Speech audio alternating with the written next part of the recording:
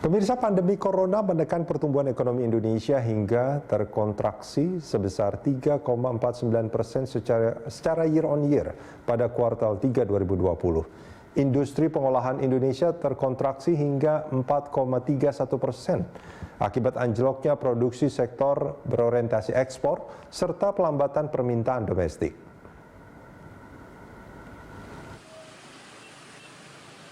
Perekonomian Indonesia tergerus akibat pandemi COVID-19.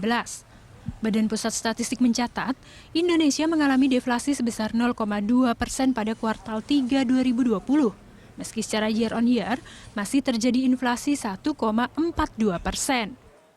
Hingga kuartal 3 2020, ekonomi Indonesia terkontraksi 2,03% dibanding periode Januari hingga September 2019. Kontraksi ini membaik dibanding posisi per Juni, di mana ekonomi Indonesia terkontraksi hingga 5,32% year on year. Sumber kontraksi ekonomi pada kuartal 3 terutama dari industri pengolahan sebesar 0,89%, membaik dibanding kuartal 2 yang berkontribusi hingga 1,28%.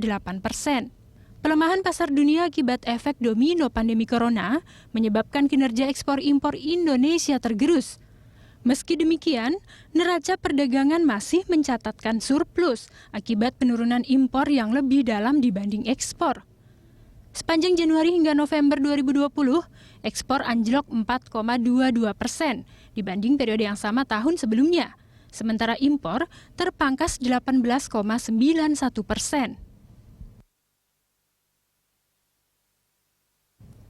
Neraca perdagangan barang tercatat surplus hingga 19,66 miliar dolar Amerika Serikat per November. Padahal, data BPS menunjukkan Indonesia mengalami defisit neraca perdagangan sepanjang tahun 2018 dan 2019. Kinerja ini menopang neraca pembayaran Indonesia yang tetap surplus. Di bulan November tercatat surplus 2,61 miliar dolar Amerika Serikat. Dengan cadangan devisa per November sebesar 133,6 miliar dolar. Efek domino pandemi corona juga menyebabkan pemutusan hubungan kerja di berbagai sektor usaha. Per Agustus 2020, tercatat ada 29,12 juta orang penduduk usia kerja yang terdampak pandemi, baik dirumahkan ataupun mengalami pengurangan jam kerja.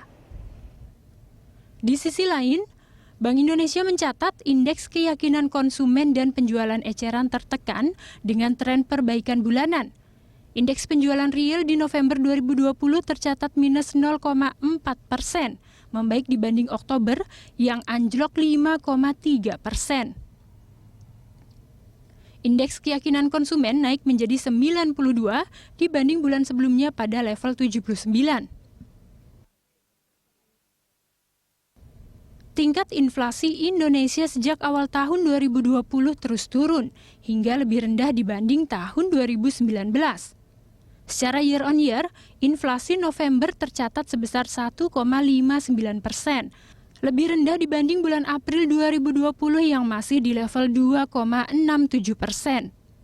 Bank Indonesia memproyeksikan inflasi tahun 2020 akan lebih rendah dibanding target yang sebesar 3 plus minus 1% pada 2021.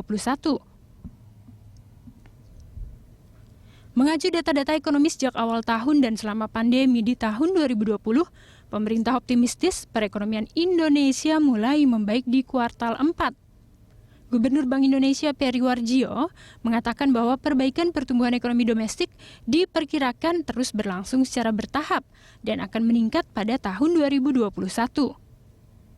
Pertumbuhan ekonomi Indonesia diperkirakan akan mulai positif pada triwulan 4 2020 dan akan berada pada kisaran minus 1% hingga minus 2% pada keseluruhan tahun 2020, yang kemudian akan meningkat lebih tinggi, yaitu pada kisaran 4,8 sampai 5,8% pada tahun 2021.